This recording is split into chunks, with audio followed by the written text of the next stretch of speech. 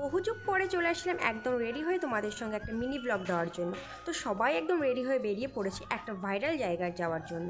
আর জায়গাটা হলো অরুণ আইসক্রিম। তো অলরেডি আমরা এখানে চলে এসেছি। সঙ্গে ছিল আমার সোনা, আর ছিল ওর কাকাই কাকিমা, আর ছিল হচ্ছে ওর পাপা, সঙ্গে একটা দাদাও ছিল। তো দেখো এই আমরা চলে এসেছি অরুণ আইসক্রিমের ওখানে। তো এটা আমাদের হাবড়ায় ছিল। সত্যি কথা বলতে এমন হবে আমরা কিন্তু স্বপ্নেও ভাবতে পারিনি।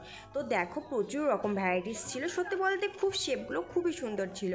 আর কিন্তু খেতে কেমন সেটা চলো খাওয়ার পরই তোমাদেরকে বলবো। তো এই যে চলে এসছে আইসক্রিমের ওখানে।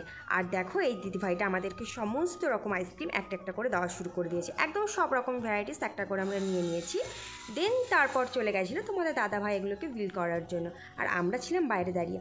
আর আমার আইসক্রিমের শেপটা কেমন সুন্দর তোমরা বলো। আর দেখো আমি কিন্তু অলরেডি ঘেমে ভিজেই গেছে। আর আমার মুখের অবস্থা দেখে তোমরা বুঝতে পারছো যে আইসক্রিমটা কেমন খেতে। সত্যি কথা বলতে ভীষণই বাজে খেতে।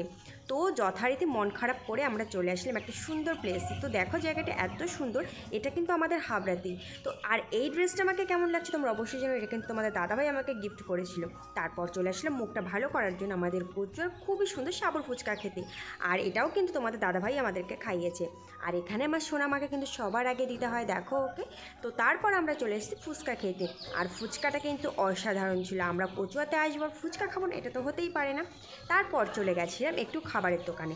তো সেখান থেকে যেহেতু তোমাদের দাদাভাই খাবারের অর্ডার দিচ্ছিল আর আমরা দুজন এখানে দাঁড়িয়েছিলাম। আর সব থেকে মজার ব্যাপার কি জানো তো, আমাদের রাজু একদমই ভিডিও করতে চায় না, তো সেই জন্য বেশি ভালো লাগে। তো চলো টাটা বাই বাই। ভিডিওটা তোমাদের কেমন লাগলো অবশ্যই কমেন্টসে জানিয়ে টাটা।